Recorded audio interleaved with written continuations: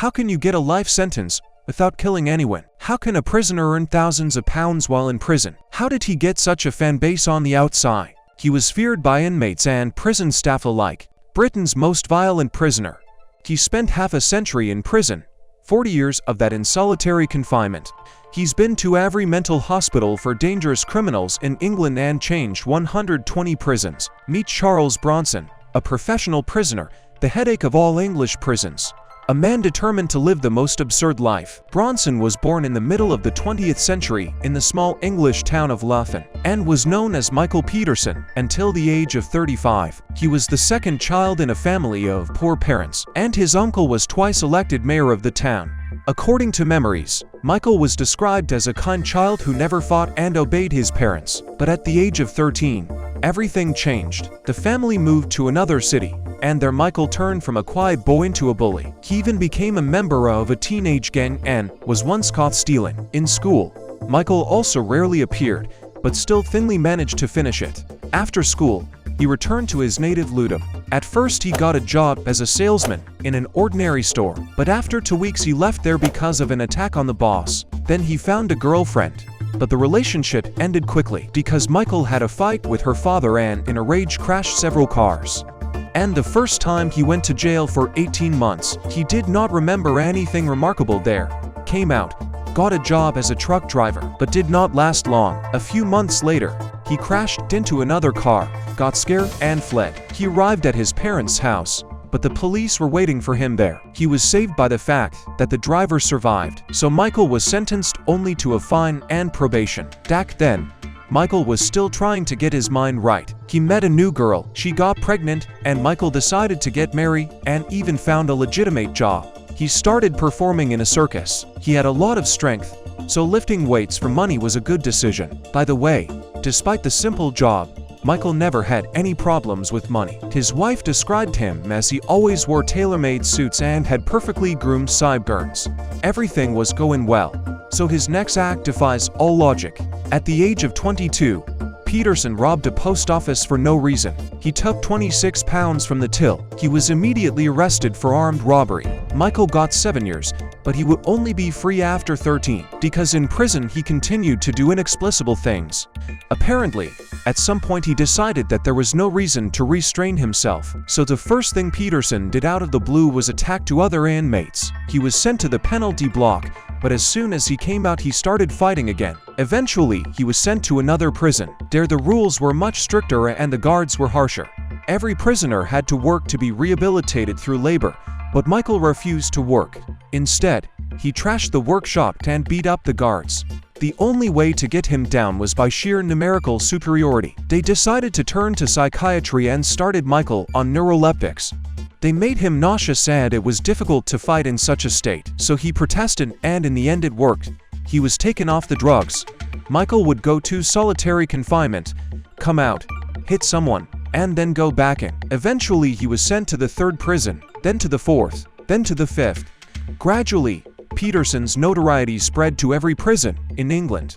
No one wanted to take responsibility, so whenever Michael found himself in a new prison, he was immediately sent to solitary. Out of boredom, he started exercising in his cell, where there was nothing but the floor and the bed, and eventually grew to a huge size. Later, Peterson would even write a book called Solitary Confinement Fitness, which would become a bestseller in England. In it, the author explains how to do push-ups, and tells how to pump up your muscles if you have an empty room the size of a toilet instead of a gym. The arguments there were that Samson didn't eat steroids and Hercules didn't wear expensive running shoes, so you don't need a gym either. It won't help you get strong. After 3 years in prison, Michael's wife filed for divorce. He traveled to more than 10 prisons over the years and became a problem everywhere he went. He could be perfectly calm for a couple of months and not even be rude to anyone, and then he would suddenly become furious and lash out at the guards. Michael didn't complain about the poor conditions, didn't try to escape or get anything, and didn't react to any attempts to change his behavior. No one in the history of the UK prison system had ever behaved in this way, so Peterson was sent to a psychiatric hospital, but Peterson's habits did not go away, and soon he was transferred from clinic to clinic. But since there were only 3 such hospitals in England, The circle soon closed. Peterson himself refused to recognize himself as sick, although they tried to treat him, but the treatment mainly consisted of tranquilizers and beatings. Michael did not give up and in response beat the paramedics. And then he learned that one of the local prisoners is a rapist and pedophile and tried to strangle him. Michael somehow managed to climb to the roof of the hospital, from where he began throwing shingles at guards and staff. The first time he was persuaded to come down, he soon climbed back up. Peterson spent 3 days on the roof and was only able to get him down with the help of a SWAT team. In that time he damaged £250,000 worth of property. Still, sitting in the clinic was not entirely in vain. There, Peterson became interested in art, began writing poetry and drawing pencil drawings. Eventually, drawing would become his second major passion after fighting. There was no progress in treatment. Michael himself pointed out to the doctors the ineffectiveness of the treatment. Soon the doctors decided that there was really no point, so Peterson was recognized as completely healthy and sent back to prison. From the clinic, Michael brought with him another entertainment: climbing on the roofs.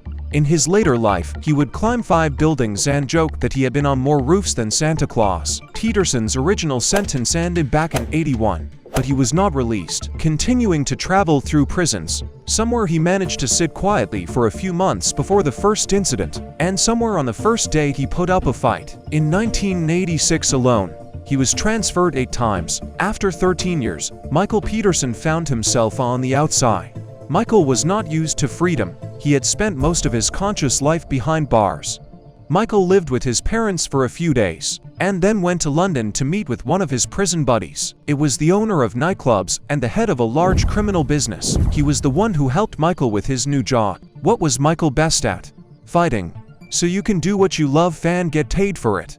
Just need to find the right name. For example, Charles Bronson, the famous American hero of westerns and action movies. True, Michael has not seen a single movie with him, but decided that this name is perfect for him. So there was born a new Charles Bronson, who managed to become more famous than the present. He went out for his first fight in 1987. In total, in the amateur ring, he held 3 fights. He won all of them, but was disqualified for being too violent. But this was not a problem, because there were also underground fights, which brought much more money. And once Bronson even killed a Rottweiler with his bare hands for £1,000. But then he said many times that he regrets this act because he loves animals. Life was starting to get better. Bronson had a new girlfriend. He could have been famous as a fighter, but then he committed a new inexplicable act. On New Year's Day, he walked into a jewelry store, smashed the window, and carried away several dozen pieces of jewelry. By that point, Bronson had been at large for 69 days. At the time of his arrest,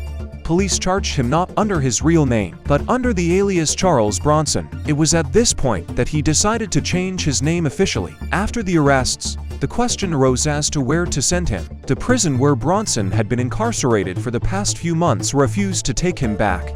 A temporary option was found, but after a few days, his superiors asked to take him back. He attacked the guards again and tried to climb onto the roof again. He also picked up a new habit. Now, before fighting with the guards, Bronson undressed completely, covered himself with oil, and only then went into battle. Besides looking spectacular, such an act had a practical meaning. A slippery body is much harder to grab. In one such oil riot, Bronson ran around the prison with a homemade spear made from a mop and a bottle. The year '89 turned out to be particularly outstanding in this regard, when Bronson set a record for the most guards beaten. Even the deputy warden got a beating. But unlike his first time in prison, this time Bronson did not get additional years to his sentence, and all because he was attacked by 2 prisoners and stabbed several times with a shiv. Bronson was treated in a prison hospital for several months and then spent 2 more years recovering. In 1990 he was free for the second time, but stayed there even less than the first time, and was again under investigation. After 2 months, he was caught illegally buying a gun. While Bronson was awaiting trial, he got bored and took a local librarian hostage. And when asked what he wanted, Bronson said a blow-up doll, a helicopter, and a cup of tea. Then he let the hostage go and got into a fight with the guards. He never climbed onto roofs again, but he enjoyed taking hostages. In all, he took 11 hostages in different years. In 1994, before another fight, Bronson dipped himself in black shoe polish instead of oil, and when he was knocked down and started beating, He started yelling that it was all because he was black. 2 years later, he was scheduled to meet with a lawyer, but instead of a lawyer, a doctor showed up. Bronson announced that he was taking the doctor hostage, and half an hour later he let him go. New prisoners were brought into the prison, and one of them accidentally pushed Bronson in the mess hall. Charles came to their cell and took the whole company hostage and used a tray instead of a weapon. He told the hostages a story about his dead father, sang, laughed, made them tickle his feet, and call him general. After a few hours, he relented, and as an apology, he stabbed himself several times on the shoulder with a razor himself. Bronson said he wanted a plane to Libya, a submachine gun, Uzi, 5,000 rounds of ammunition, and an axe, and ice cream. When asked at his trial if he would plead guilty, Bronson said he was as guilty as Adolf Hitler. The judge added 8 more years to Bronson's sentence, but gradually the years began to take their toll. Bronson's aggression became less frequent, especially now the SWAT team was always called to subdue him, and Bronson received a rubber bullet. Soon, because of the constant darkness and solitary confinement, his eyesight began to fail. So he got himself stylish dark glasses, and more began to talk about art and the shortcomings of the prison system. The meeting with his son, whom Bronson saw for the first time in 23 years, also had an impact. The son asked Bronson to stay out of trouble so they could meet on the outside. Bronson swore he would do just that, but he never kept that promise. One day a social worker made a remark about his drawings, and the next moment he was lying unconscious on the floor, and other inmates scattered to their cells and locked themselves in. For almost 2 days Bronson smashed everything he could, even breaking the washing machine out of the wall, and all the furniture turned into splinters. The damage he caused ran into millions of pounds. The court evaluated the performance and sentenced the prisoner to the capital punishment, life imprisonment, and on the outside, his first fame began to come to him. Newspapers began to tell about the amazing prisoner, publish his drawings and poems.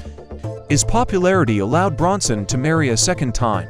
Fatima saw an article about him and decided to write a letter. He replied, and so they began a pen-pal relationship. Fatima visited Bronson in prison only 10 times before they decided to marry. Fatima was a Muslim. Bronson proposed to her and declared that he would embrace Islam under the name Charles Ali Ahmed. Over the next few years, Ali Ahmed tried to challenge the life sentence, cited as arguments his peaceful family life and certificates from psychiatrists, but to no avail. And after 4 years, the spouses divorced. Moreover, Fatima called Bronson cunning and cruel. Charles immediately after the divorce renounced Islam and became Bronson again. In 2007, he sued the prison for £200 for breaking his glasses when he was arrested.